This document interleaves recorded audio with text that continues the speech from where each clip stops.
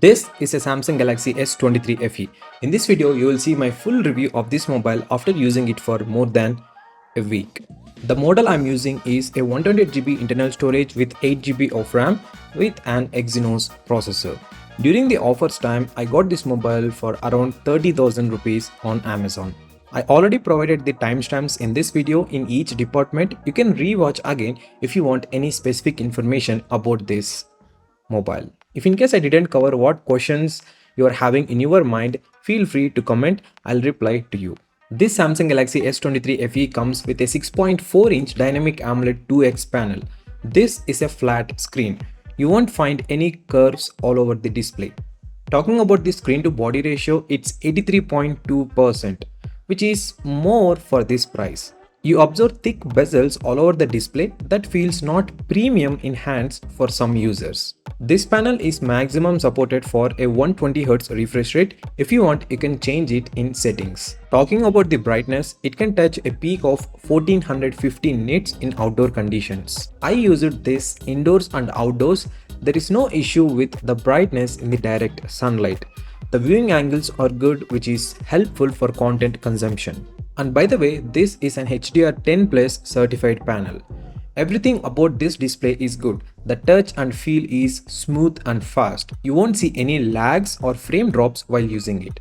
The speaker quality is also good. You get the stereo speaker support here.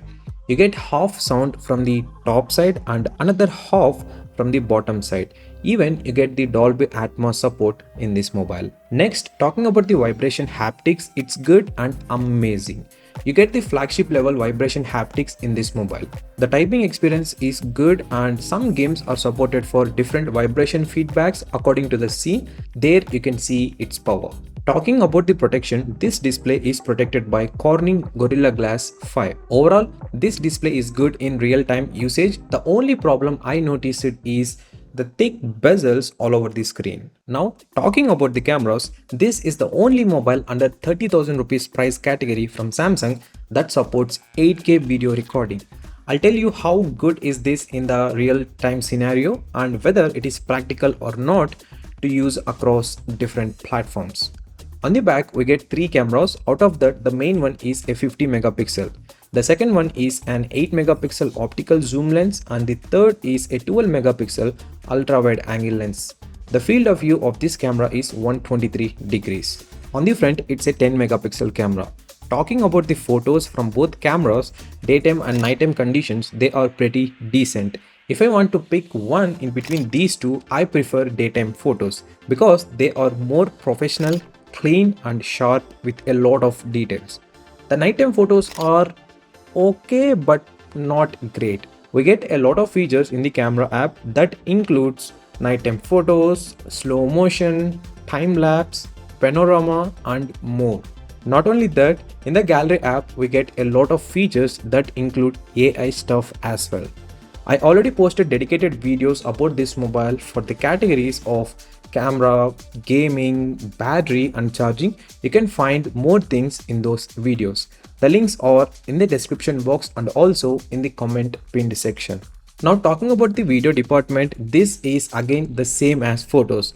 The daytime video recordings are great but the nighttime are decent. You can record videos maximum at 4K 60 FPS with the front camera and 8K 24 FPS with the back cameras. Now have a look at these video samples in daytime and nighttime conditions.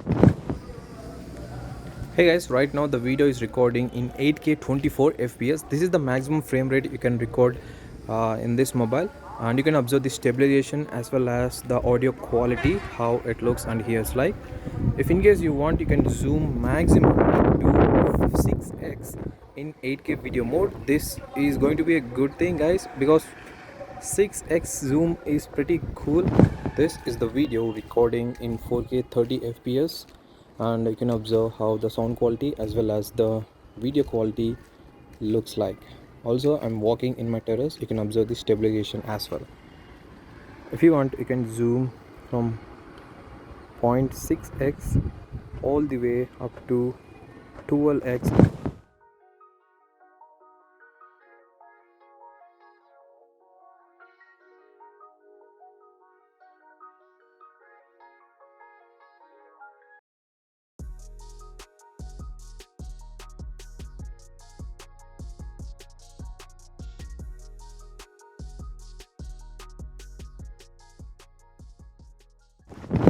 Okay, I make it very short. So this is the video recording in S23 FE by using the front-facing camera in pitch dark conditions. You can observe the video quality. I mean, it's nothing because we don't have any screen flash option for video recording. So it's kind of drawback. In Pixel mobiles, we get that option. Talking about the heating, yes, while you are recording videos and even sometimes while taking photos in outdoor conditions, this mobile is getting warmer in the camera area. This is not like overheating, but you feel that heating while doing these tasks. And by the way, I didn't use any backcase during my entire usage, so note that point. Before concluding about the cameras, I discuss about 8K video in real-time conditions. The video quality coming from the 8K is good, but talking about the platforms that we consume every single day like Instagram, YouTube, Twitter and Facebook, these all are mostly used in mobile phones that are maximum supported for full HD+. So if you ask me, it's a time consuming process if you're recording videos in 8K unless you are compressing that 8K to 4K and doing a lot of zooming in and zooming out transitions. Even though this camera is supported for 4K video recording, most of the time I record in 4K but I compress it to 1080p. That gives a good balance in terms of quality and I don't feel irritated by zooming in and zooming out my footage. So overall, these cameras are good for both photos and videos in daytime conditions and pretty decent in nighttime conditions. There are a lot of AI features are available on this mobile and in future updates, Samsung is going to add more.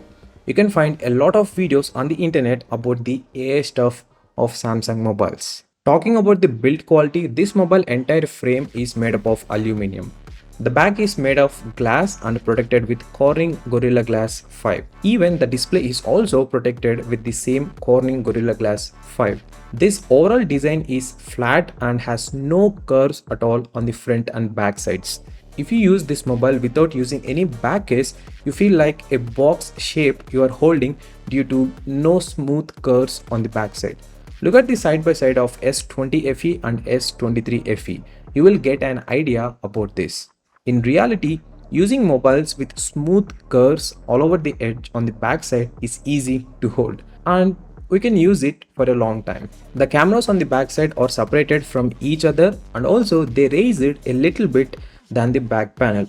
It gives a wobbling and distractive feeling if you are using mobile on flat surfaces without using the back cover. The overall weight of this mobile is 210 grams. Talking about the ports, noise cancellation mics are there on the top and bottom side, a speaker grill on the bottom side and side to that a Type-C charging slot is there. On the right side, the power on and off button followed by volume increase and decrease buttons are there. The SIM tray is located on the top side. Now let's talk about the processor and performance of this mobile. Actually, I ordered this mobile on Amazon by looking at the specs. In the description, they added that this is a Snapdragon model. I know the Snapdragon model is not released in India, but somewhere I have a soft corner that maybe some sellers import the mobiles from other regions and sell it on Amazon. In that sense, I ordered this mobile. Guess what happened? It's an Exynos model. I raised a complaint to the Amazon team and told them my issue and even I shared the proof as well. After some days, they come up with a solution. They are happy to refund the amount by returning this mobile. I said, okay, let's do that.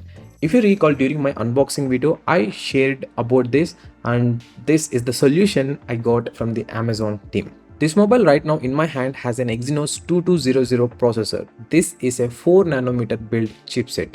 One more Snapdragon model is available that comes with a Snapdragon 8 Gen 1 chipset. Talking about the performance of this processor, in normal tasks, it's good and fast. I even played a lot of games and there is a mixed opinion in my testing.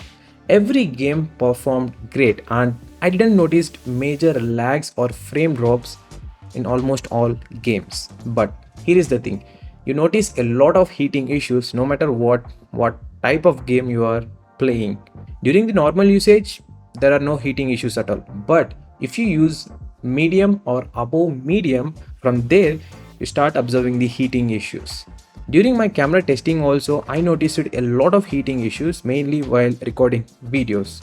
If in case I'm clicking photos by taking this mobile in outdoor conditions, on that time also due to the ambient temperature as well as the heating in this mobile, it is getting warmed up. It's not like 8K or 4K, even 1080p videos also it is heating up. When I was testing this mobile and using it in outdoor conditions, like even for basic usage, I noticed it heating, which is not good. And one more thing, a few days back I'm updating the apps in the Play Store in indoor conditions only. On that time also this mobile gets warmer on both display and backside. I don't know like how they come up with this piece of tech with a lot of heating issues. I even ran the CPU throttling during my battery drain test video. You can observe the results. The processor is not stable. You see a lot of ups and downs in the performance. Talking about the battery backup, I'll talk more in the battery section, but this processor fits in middle. It's not like over draining the battery or less, it's in the middle. I expected a lot with this 4 nanometer chipset, but guess who is here? It's Exynos. I don't know whether Samsung is taking feedback from the users on heating issues for the Exynos chipsets. If you ask any person who has a basic idea about the processors, they say that Exynos processors are bad and push a lot of heat. Even though this mobile comes with a vapor chamber cooling system, that is not at all helping. So overall, the processor is great for any task, but talking about the heating, it's okay for below to normal tasks like basic phone calls, texting, watching videos. But if you do beyond this, you start observing the heating issues. Now, talking about the battery, this mobile comes with a 4500 mAh capacity. I used this mobile in extreme conditions and even at basic level. For my usage, the battery backup, I mean the screen on time is in between roughly 6 to 8 hours. Do note that it changes from user to user, so don't expect the same timings that I told just now. Maybe you get more than this or less than this. The standby time is also okay but not great. In between 5 to 8% the battery drops during the idle condition for the entire night while using a single SIM card and kept the notifications off and without always on display. If you're a basic or normal user, you can expect one full day battery backup in this mobile. It's hardly only one day mobile, not more than one day it can last. Do note that the usage pattern is different from user to user. Now, talking about the charging speeds, in the box you won't get any charger. You need to purchase a separate charger or else you can use any third-party chargers or power banks also that supports fast charging. This mobile is maximum supported for 25 watts wire charging followed by 15 watts wireless charging and reverse wireless charging too. You can charge any TWS earphones or Samsung watches using this reverse wireless technology. Talking about the charging time, roughly between 1 hour and 1 hour 30 minutes, this mobile charges completely from 1% to 100%. For my usage, this charging speed is not a big deal, but now you are seeing a lot of mobiles under the budget category that are supported for 33 watts or even more than that. Samsung needs to improve this to compete with other brands. Now, talking about the software updates and support, unlike all other Samsung mobiles, this mobile is also supported for 4 years of major Android updates and 5 years of security patch updates. Right now, at the time of this video recording, this mobile is running with One UI 6.1 with Android 14. Many users are confused regarding the software update policy. They are counting the years from what they are getting the software out of the box. It's wrong. You need to count from the release date, not the updated software that you are getting out of the box. Because most of the companies update the mobile and give it to you if you are purchasing 1 year later. I do not have any complaints about the timing of the updates in Samsung. They release on time. If you ask me, in Android, Samsung is the mobile that pushes updates on time apart from Google. But there is a difference here. Google Pixel releases updates to improve things, but many of the users who are using Samsung mobiles are facing degradation in the camera after the update. Not only that, there are a lot of green line issues right after updating the mobile. Now let's talk about the extra features that are available and not available on this mobile. Number one, you get the NFC option where you can make payments and connect with some devices as well. Number two, eSIM support is there. You can use either two SIM cards at a time or you can use one physical SIM and one eSIM. Number three, stereo speakers support is there. Number 4, IP68 dust and water resistant is there. Number 5, 14 5G bands are available. Number 6, Dolby Atmos support is there. Number 7, Samsung Dex support is there where you can connect with external monitors and use your mobile as a PC. Number 8, AI features are available. Number 9, sound interpreter option is also there. You can transcribe what the other person is talking on the other side in real time. I tried in Hindi and English, it works well, but the main problem is not every language is supported. Number 10, there is no external micro SD card slot is there to expand the storage. Number 11, there is no 3.5 headphone jack. Overall, these are my final thoughts after using the Samsung S23 FE mobile as my primary device. For this price, this mobile is a great deal. During the upcoming sales, it will go as much as low to 25,000 rupees. For that price, this is an amazing mobile with good cameras for photos and videos in daytime conditions. The battery backup on this mobile is decent. It's not like a 2-day mobile. Talking about the heating issues, yes, there are, but you notice if you are a above normal user. I think most of the users are above normal, but yeah, heating issues are there in this mobile. I cannot say that there are no heating issues at all. The charging speeds in this mobile are okay for my type of usage, but if you are a person who wants to charge the mobile during your morning prep, you need faster charging. So if you ask me, apart from this, like the heating issues and the battery backup, if your budget is around 30,000 rupees and want a good mobile with a mix of AI features followed by good software updates and premium build quality and also for photos and videos, this is the best mobile for that price. Even for this price, Pixel 7a mobile is also coming, but you notice a lot of heating issues than this mobile. Trust me, I already reviewed that mobile before this mobile, and even I'm comparing this mobile with Pixel 7a as well in future upcoming videos. So this mobile doesn't heat like the Pixel 7a, but heating issues are there. If in case you are having any doubts apart from the things that I didn't cover in this video, ask me in the comments, I reply to you. Check the comment box for more related videos of this mobile. That's the full review of Samsung S23 FE mobile. I'll see you in another review. Take care.